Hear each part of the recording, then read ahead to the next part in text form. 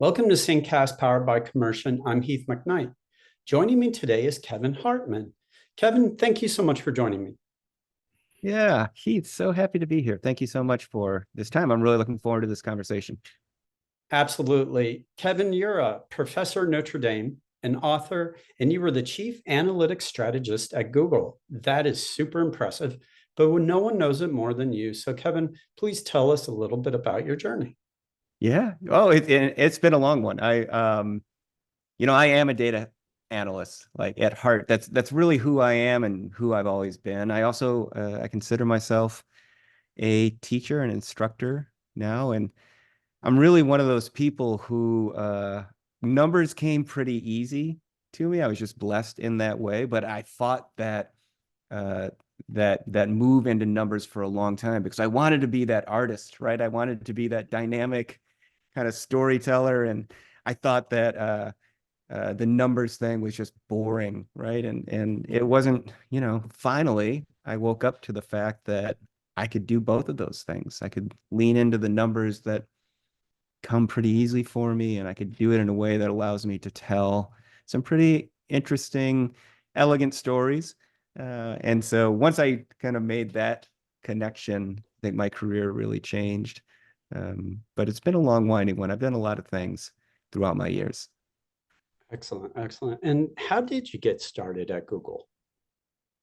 It's you know, uh, I was at an advertising agency for a long time where I led analytics. I had my previous boss from the agency moved to Google, and I was talking to her for a long time, saying, "Hey, I'd really like to come to Google." And this was in the early days, Sure. um, and Google was just the biggest and best thing happening in Chicago. And eventually, I did. Eventually, she found a role, and I joined in 2012, I think it Wow. was. So this was still very much the early days, and a very different Google. I came in on the marketing and sales side. At Google, you're either on the engineering side or on the marketing and sales side. And the marketing and sales side that I joined, somewhat unbelievably, um, didn't use data that often. We didn't have to when you're selling Google search. It's what everyone bought. There wasn't a lot that went into convincing an advertiser that they needed to invest there. So Mhm. over time, that changed pretty dramatically as competition increased and people got more savvy, and there was more of a demand to have our input to a marketing plan measured. And so I got to be a part of all that. I actually led the first and what became the largest analytics team on the sales side. They were always analysts, but they kind of reported up to salespeople who didn't really know analytics well, most of them.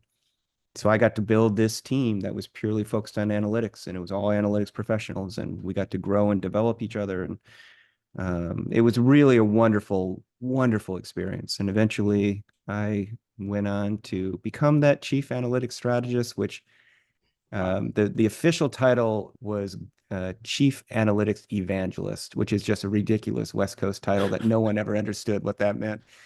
So I got some advice from someone to say, hey, when you talk about it externally, just call yourself a strategist. But it really meant that I was Google's thought leader globally on all things Wow. analytics. And it was just a wonderful 12 years that I was there, I guess. Somewhere in between there, I was the executive Wow. sponsor for Google's Grow with Google data analyst certification through Coursera. So I got that teaching thing that I like to do. I was able to do it at Google. So I really saw the role and the value of analytics and specifically data analysis come to fruition at Google. And it was a wonderful, wonderful place to be and a wonderful time to see that growth. Amazing. Excellent. And I think that's a pretty good segue, what you were saying about the work that went into getting those certifications through Coursera. Mhm. And I'm very familiar with Coursera. I think it's a pretty good educational Mhm. platform. What led you to the world of teaching while you were working Yeah. in Yeah. analytics at Google? You know what? I think what led me was serendipity, with a healthy mix of just not saying no. Hmm. I think I learned early that it doesn't make a lot of sense to say no to opportunities, right? Even if it's something that is uncomfortable for you or something that you don't think is a really good match. I remember pretty distinctly getting out of undergrad, taking my final and thinking that's the last time I ever need to crack a textbook. And when you know, a few years later, I'm picking up a couple master's degrees. And I also knew that early I was like, I'm never going to get into teaching. Why would I ever do that? And it just so happened that a friend of mine who was teaching a class at the University of Chicago was having a conversation with her dean, and they wanted to add in an analytics class. And this was, again, back in 2011, maybe 2010, early on. Wow. And there Wow. wasn't a lot of data analytics. So I, literally, I think a few weeks later, I was in front of 30 students. And it just kind of went from there. I loved it. I learned that it was something that I had a passion for. It was something that I was not very good at. And, here I am at that time in my 40s and pretty late in career and feeling pretty good at what I did. And suddenly comes along something that is like learning how to write left-handed, right? Like it's just a completely new challenge. Mm. And luckily for me, I said yes. And I jumped in, and it just, it just kind of evolved from there. And as I said, there was a great deal of serendipity because it was early in the data analytics days. Next thing I knew, Illinois was calling, asking if I Mm. would teach a class. Notre Dame called, asked if I would teach a class, Northeastern. And so I was kind of Wow. juggling my day job at Google with this night job of teaching at a number of universities as an adjunct, Mm. and having really, for me, the best of both worlds. Excellent. Excellent. And full disclosure, while getting my MBA, Kevin was my teacher, and I believe it was digital marketing analytics and Yes. business analytics, which was almost like a shortened version of Yes. that class. And And you full know, disclosure, you were a fantastic student well, too. thank Let me just you. say that. Yeah, We I should get that out of appreciate the it. way. Yeah, it was I we chatted earlier. I my background before I came into commercial, and actually for a while I was also writing. I was a technology writer, but prior to that, I was Mr. Arts and Humanities film student. Got a couple of film degrees and associate's level, and then a bachelor level, and did that for years. So being kind of on that right side of the brain, and then Yeah. kind of starting to train this side with learning Yeah. everything from like accounting and stuff. When it said digital marketing analytics, I got a little worried because yes, I do look at Google Analytics and for my job, and I try to look at other different Facebook's analytics, Mm-hmm. etc. Mm-hmm. And for kind of, I guess, an artsy guy like myself, I got a little nervous. But when I was taking the Coursera and going through it with your instruction, all of a sudden I was like, I don't need to be afraid of it, and I don't need to um, say, oh my goodness, what are these numbers and Yep. everything. I can look at it, I can see and kind of decipher what that means, and then use that for marketing Yeah. purposes or our sales team for sales Yeah. purposes. And I just found it a lot more approachable than I realized. And I think when people think sometimes with data analytics, they think big numbers and all this stuff, and it's true, but there's that art component to it Yes. as well, which Yeah. blew me away when I Yeah. took your courses. Yeah. And I'll tell you what we're seeing, and the reason, I mean, look, this has always been my motivation, is to get people turned on to that idea that it is right brain, left brain, that isn't just numbers, numbers, numbers, because um, uh, this is right in line with the transition we are really seeing in the industry, Mm. where the differentiator is not your technical skills. Forever, it always was. You were a good analyst if you had very good technical skills. And that was because data was difficult to come by. It's hard to work with. That's not the case any longer. And it's just getting easier, frankly. Yeah. So the differentiator now is I can tell stories with data.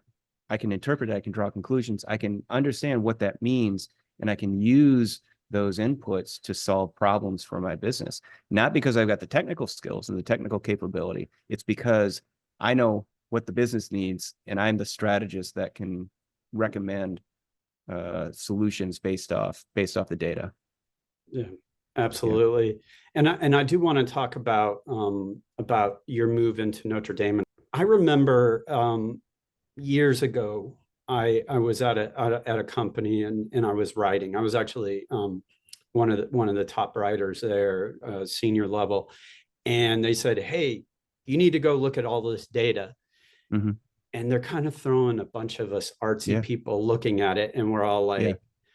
and one thing that you taught us in class, and I think what you were just alluding to, is you don't, and this will always forever stick with me, and not just in data analytics, but how you present anything. You want to take it, distill it down, and present it as simple as possible. Mhm. So that way, not only somebody like me who is like, horror movie, what are these numbers? And Yeah. I'm kidding, of course, but so the people that they're presenting it to, and then the Yeah. people who are the managers, they need to know. And as you Yeah. would say, you don't want their brains sitting there, Yeah. getting active and trying to figure out Yes. what you're showing them. So then Yeah. it became, what do all these numbers mean to? Okay, present this in a way that makes sense, that's very clear, and then you can make those important decisions. And I know I'm probably kind of repeating myself, but it is something that I think that's where that artistic side comes Yeah. in. And then in the 2 years since I took your class, and AI has been there along, but AI has really kind of Yeah. exploded. Yeah. And so I know I'm jumping around a little bit, but maybe you could talk about the presentation of data, but then the Yeah. importance of AI and how that will help Yeah. Yeah. Yeah. analysts. And look, like to your point, Heath, right? The idea, I mean, there's some science to this and some physiology. Our brains are these wonderful, wonderful tools and instruments. We have a part of our brain called the prefrontal cortex, which is what separates us from the rest of the animal world. It's how we do all of our higher level thinking. Your objective as someone presenting a story to an audience is to ensure that they never have to use their prefrontal cortex. Because the problem is when our audience sees something very complicated, that is a higher level thinking exercise. Their prefrontal cortex gets going. They're working on figuring out what the data is saying, what the visualization is. They're not going to hear a thing you're saying.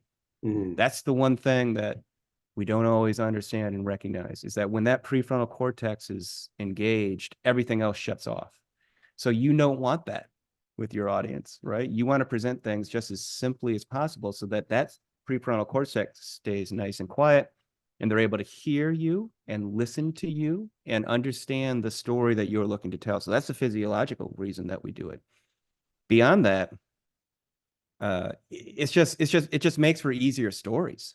Mm. And a simple, easy story is always better than one that introduces complexity, right? Like if you ever are looking at a chart and thinking, should I break this into 2 charts? Yeah, you should, Mm. right? Every time. Yeah. If you are ever looking at a chart and you're thinking, man, I'm not sure that they're going to understand this. Yeah, they probably won't, right? I'm looking at a chart and I'm thinking there might be some distracting elements. Yep, they're probably distracting, right? These are the things that if you are thinking it as the analyst putting the story together, you certainly your audience will. And the way, I mean, Illinois does a great job of it. The way you learn how to do that is you teach it. You teach the proper way. And I just don't see that taught enough, which is kind of connecting back to why I am doing what I'm doing now and all the projects that I've got going. But you asked another interesting question about the influence of AI. Yeah. And it's having already dramatic effect on data analytics, and it will just continue to, right? Data is so vitally important. We talked about that. Every company needs to use data. If you are not using data effectively, you are falling behind. If you as a professional aren't comfortable with data, you're going to fall behind.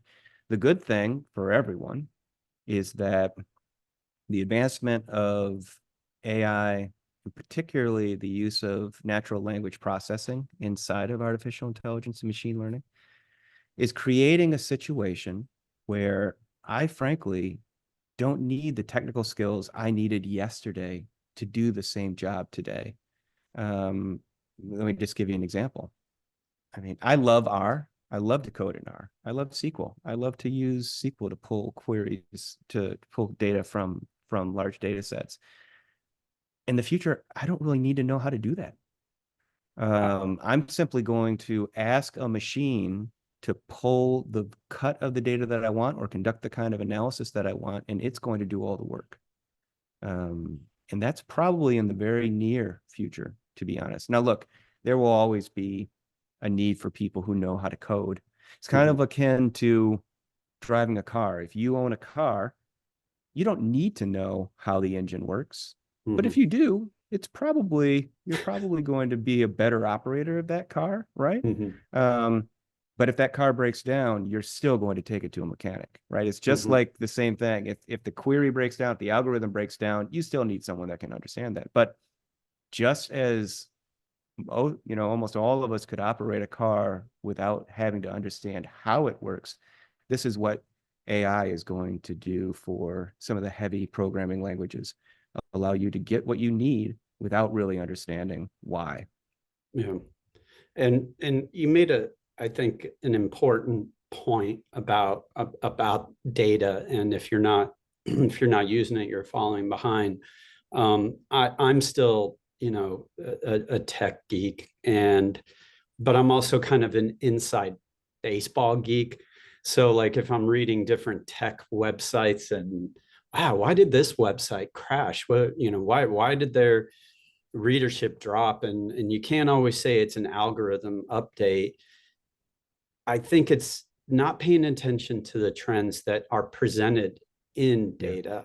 As you get new audience members, perhaps they want to see more video and read less blogs. I'm more of a blog reader. I'm just giving some examples, but as you said, the data, and for one thing, it really doesn't lie. It's going to tell you, okay, this is where this is going. These are the things that are doing well, whatever it is. It could be a product that's selling really well. And I don't want to jump around too much because I could probably give a million examples, but for the people watching today, if they have something like a company that sells a certain amount of products, how can data help them with something as simple as marketing campaigns? Oh, in just a variety of ways.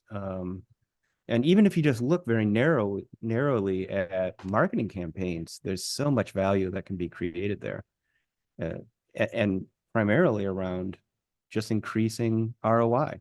The money that you are investing in your marketing campaigns, you can use data to do that more efficiently, to do that more effectively, to reach the right consumers, to move funds that you would have spent trying to reach out to the wrong consumers to those right consumers, right? As long as you know who they are, and that's all a data challenge. You can position your product better through better marketing and measure through better messaging, right? And that's through data collection that helps you understand which messages they resonate with your customers and which ones don't. And at the end, you can bring greater accountability to your partners, to your campaign managers by just measuring better. And that's data as well. So from upfront all the way through the campaign to the measurement at the end, data plays a role. And those companies who are able to use it effectively will see better ROI at the end of the day. Yeah, absolutely. And I spoke with one of our customers and we were kind of talking about the importance of data analytics. And she's head of marketing and she said it best. I hadn't heard the same, but I knew the whole, throw spaghetti at a wall, see what sticks. But hers was spray and pray. So you're trying to throw it out there and hope that one of those sticks. Whereas a good example would be, we have customers using HubSpot or Zoho or Salesforce. They can look at the products that are selling well and in the region and then market based on that. So they're not just throwing money away on a product that may not work in this other region, but they're promoting it and wasting money and everything. Yeah. And let me give you, can I just give you a really simple example Sure, of please. this is just a simple, this is exactly where every company, in my opinion, should begin. Take a look at your customers and take a look at two really important components of value, which is how recently did they buy from you and how frequently do they buy? And then simply construct quintiles or quartiles based on recency and frequency and put that together in what we call a recency frequency matrix. And when you see top quartile or quintile customers in recency, so they bought from you recently, and in frequency, they buy from you a lot. Those are your champions. Do Mm, everything you can to maintain those customers. Work really hard, and then you'll find rings of customers who are possibly in that area where they may be attriting, and so you can work to retain those customers. And then, importantly, you're going to find these lower quartile customers who don't buy from you very much, who haven't bought in a long time, and frankly, they're probably gone. So why you continue to throw money at them mm, doesn't make any sense. You should take that money and reallocate it towards these customers who are really driving your value, right? That's just a simple set of analyses that any company can do using data. And you don't need fancy AI, and you don't need fancy tools to do that. But what you do need is the next step, which is, all right, now that I've got my strategy, I know whom I'm talking to. How do I talk to them? What's the data story that I tell them? What's the story that I'm using to convince them to continue as my customer or deepen how important my relationship is with them? That's the real trick. But that kind of really straightforward marketing challenge of building deeper customer relationships is aided by that simple analysis with just some simple data right up front. excellent. Excellent. And, when I was kind of talking about the looking at data, sometimes it can be overwhelming and everything Mm-hmm. and complicated. But what are some of your tips and tricks that you use when analyzing data to make it easy to understand and presentable, as you talked about, that keep this quiet so Yeah, that way they can hear the message and yeah. everything. Well, it begins very much up front, right? And that is ensuring that the question that I'm answering is clear and concise and exactly what my client or my stakeholder needs. So there's a lot. It's not, the work just doesn't come at the end when you have the data. It starts at the very beginning to ensure that you are tackling the right question. Um, and it's not always the question you've been given, but it's your job to get to that real question that you need to answer, the motivation there, the thing that we call the ask behind the ask. Then once you have those data, I teach really three principles, and you can think of it as the acronym SCORE, SCR, and that is sophisticated use of contrast, clear meaning, and refined execution. Mm, And so you follow the principles that we talk about, and you use contrast in a way that grabs attention. You include all of the elements that are really pretty common elements, headlines, labeling, things like that. But you do that in the right way, and that's going to clearly communicate the meaning that you want your audience to walk away with. And then you put some polish on it. The refined execution minimizes distractions. It makes it pleasing to the eye. We've done studies, and I've seen research that says that, yeah, the message is what is most memorable by the audience, but the visual aesthetic contributes tremendously to whether or not they remember what you said mm, or forget it, right? So yeah. um, yeah, so that's kind of the combination of, not to get too deep into the Oh, theory, sure. but those are the ideas that we communicate and teach when we talk about this. Excellent. And I think like one of the things that I also took away was always keep it simple.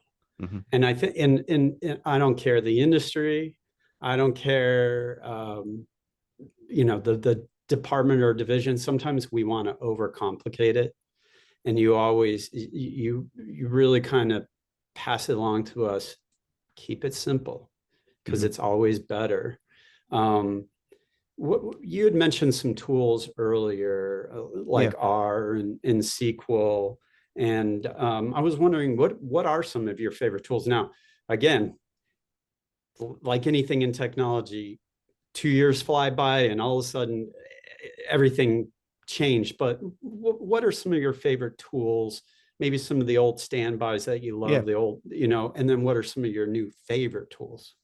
Yeah, I mean the boring basic ones are still really important to me. I love to do analysis in spreadsheets, and Mm, whether that's Google Sheets or if that's Excel, doing pivot tables and other kind of functional work in my data. I enjoy. I love using SQL when my data gets a little bigger. I love R. I always have loved R. Um, and so I love to get in there with data and conduct analysis there. And then, Tableau or mm, Power BI in the cases that I've had access to that are tools that I've really enjoyed as well. Um, the oldie and the but goodie program, which I used to love, was something called Microsoft Access, which I think kind of disappeared, but I've mm. managed to replace that with R and the other tools there. But I'll tell Oh, you, cool. there's a whole crop of new analysis tools coming out, much of it based on AI and rooted in large language models. So beyond just using ChatGPT to help with analysis, there's a tool called Polymer that you'll Mm, find at polymersearch.com. I know the CEO over there, Yasser, and it's a really interesting product that is growing and developing, but it basically allows you, through the use of natural language processing, to take in prompts and then generate visuals for you on your data. It's also smart enough to kind of look at your data and say, well, here's some interesting views. Here's some questions that we can answer. Are these questions interesting to you? Right. And I think that kind of tool-led analysis is really where we're moving, and Polymer is a good example of that. There's another one that I've had the good fortune of working with this company for a while called EMAW, EMAWW. mm. And what that is an AI-driven algorithm that, based on how consumers are moving through your website, scrolling through a mobile or using their cursor on your desktop website, it is deducing the emotional experience that they're having, what they're feeling. And Wow. they've broken this out into a number of emotions. And it is just a game changer for Wow. marketers to understand not only how whatever they're seeing, if it's an ad they're interacting with, or if it's my website proper, what Mhm. sort of emotion is being generated. And that can be used through remarketing. It can be used to discern consumer value. It can be used to segment and target. Like, there's a lot to that. And it's, again, just another one of these analysis capabilities that are being opened up to us because of AI. It's just so amazing to be able to think about the emotions. And of course, it's like, well, how would I feel if I'm going through the Apple website and looking at all the great new products? Yeah. But it's not just I hate to say it like that, the candy, Yeah. all the treats in the candy store, but it could be for any company, Yeah. a Yeah. company that's selling software, a company selling, a manufacturer selling, I'll just say widgets, they can see that's pretty big, because if their homepage suddenly has a huge bounce when they're scrolling down, something's going on, and this could kind of show it, I would think, a little bit more clearly, and then they can make adjustments and then kind of start remarketing, or try to improve it so they don't lose all of those potential customers and everything. Yeah. I'm blown away here. Wow. Well, and what I love about it is the kind of accountability that it can bring for agencies who are producing these ads or the Mm, platforms that are hosting them, because the only way mhm. we've had a chance to measure has been impressions, who saw it, Yeah. click-throughs, who clicked on it, right? That's Mhm. not a lot to go on. And in Mm-mm. fact, like, just because I saw an ad doesn't mean that it meant anything to me. Mm. Um, if this allows us to simply pay for the consumers who had a positive emotional response to my ad, wow. Like, Yeah. suddenly that changes. Now you as my agency, you've got to make better ads, right? Or I'm not paying for it. Mhm. You, Facebook, you need to place my ads with the right people for whom these messages will resonate, or I'm not paying for it, right? Yeah. And so it kind of changes. It can in very real ways change the dynamic between advertisers and platforms. Wow. I mean, the first thing that comes to mind is if I'm, just chilling out after work and I'm like, oh, what's going on Instagram? And suddenly I'm seeing really great targeted ads. I mentioned I'm a big triathlete and runner. Hey, all right, Mhm. I'm looking at some new bikes or whatever. I doubt I'd buy a $10,000 bike, but then I'll see something that just I'm like, really, I don't, I'm not sure Yeah, if that really. And I would feel so bad for the person paying and getting that ad where it goes back to what our client said, the spray and pray. At that yeah, point, now you're just like, here, everybody can look at this ad, yeah, but in reality, only a small segment really needs to see that ad. yeah, yeah, Amazing. So let's talk a little bit about Notre Dame. yeah. How did you become the associate teaching professor there? Well, again, it's a little bit of serendipity. I mean, I started adjuncting 10 years ago or so when they were starting a business analytics master's degree. Mm. They knew that I was teaching analytics courses. They asked if I'd be willing to adjunct in their program. I jumped at the opportunity. I went to Notre Dame undergrad. Oh, cool. My dad graduated from Notre Dame. My brother did. My brother, my sister. Wow. I have a son that just graduated from Notre Dame, and we're going down to the commencement this weekend, which is really wonderful. So it has a Cool. special place Congrats. kind of in Yeah. my life, right? Yeah. Um, and it's just something I always knew I wanted to do it. And I had, reached the point at Google where it was time for a change, and that was the perfect change. And now I get to do exactly what I love. I get to work with a new generation of business people and data analysts, teaching them the things that I learned over my career, um, while still affording me the opportunity to do some things on the side that I Mm. really enjoy as well. So it's a wonderful career for where I am in my career. Mhm. And I really hope that this is probably I really hope that this is the last job that I'll ever have, to be honest. That's incredible, and that legacy with your family. And I think everybody knows Notre Dame. Just that legacy of people would go. I mean, this is like 80s, 90s in Miami, the Hurricanes, and I think more people would go just because it's Notre Dame Yeah, playing. So I yeah, just that's amazing. And you also just recently launched a new company, Art+Science Analytics Institute, and I was wondering yeah. if you could tell me a little bit about it.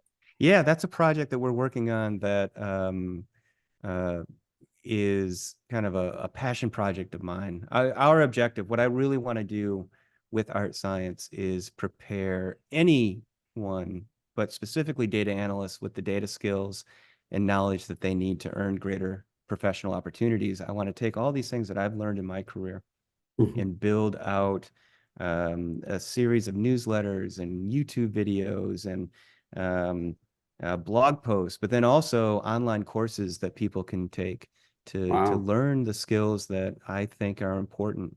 And really, our focus is to create this analyst of tomorrow, someone who can tell stories from data, someone who can blend both sides of their brains. Yeah, we'll talk about and we instruct on technical capabilities and the technical expertise that is needed. But the focus of that project is to have learners who join us kind of come out with a very well-rounded understanding of analytics and a great keen ability to tell stories. So it's something that I'm really excited for.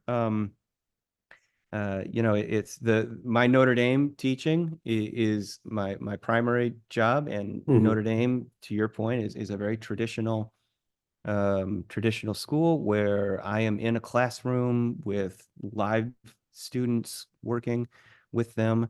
Um, it just limits the number of people that I get to help and contribute to. So we're hoping that this art science project, which will be online, and digital is much more scalable and distributed, and just lets me give back to the analytics career Wow. community all the things that I've earned and had been given by it. That's phenomenal to hear. Um, if somebody's interested in pursuing a career as a Mm-hmm. data analyst, what would be top 2, 3, 4 tips to get Yeah. started? Yeah. Yeah. And I'll tell you, and we didn't, I don't think I've mentioned this, but we have developed through Art Science a 6-month guide for anyone who wants to get involved in a career in data analytics. These are the first, kind of maps out the first 6 months for them. And I'll be happy to link that in the show notes, or give Yeah. that, give a link to you there that anyone can access. But really Yeah. that boils down to taking a couple concrete steps. It's really working on gaining the technical foundation that you need, understanding statistics, understanding probability, understanding those things that really form and underpin the analysis that we do, learning those analysis techniques, just becoming comfortable with data, building some of the technical skills. I would start with spreadsheets. You just have to know spreadsheets backward and forward, then move into some of the heavier tools with the aid of a large language model, really, in AI, if you want to learn coding. And then, really lean into your ability to tell stories from data, learn how to do that, learn how to visualize, and build a nice portfolio that you can show prospective employers that, hey, here's a challenge, here's a case study that I took on, here's the output of my work, and the recommendations that I gave, right?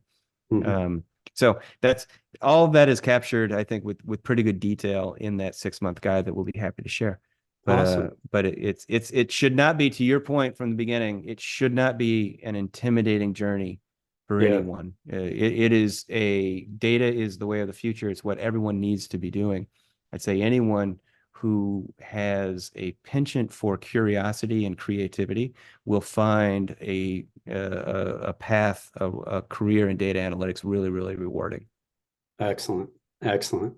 And how can our viewers learn more about you, Kevin? Yeah. So I'm on LinkedIn and pretty active, so you can find me there for sure. Reach out there. You can also find me at Art Science. It's ArtScience, one word, .ai. Also feel free to email me at Notre Dame if you want to reach me there. That is just khartman@indy.edu. And so there's many, many ways to get a hold of me, and I try to make myself pretty accessible. Awesome. And this is true. And I got to say, I love popping into LinkedIn, and you're sharing some really excellent tidbits. And I hate to use that, but they're just, it's great. It's perfect for just kind of like starting to learn.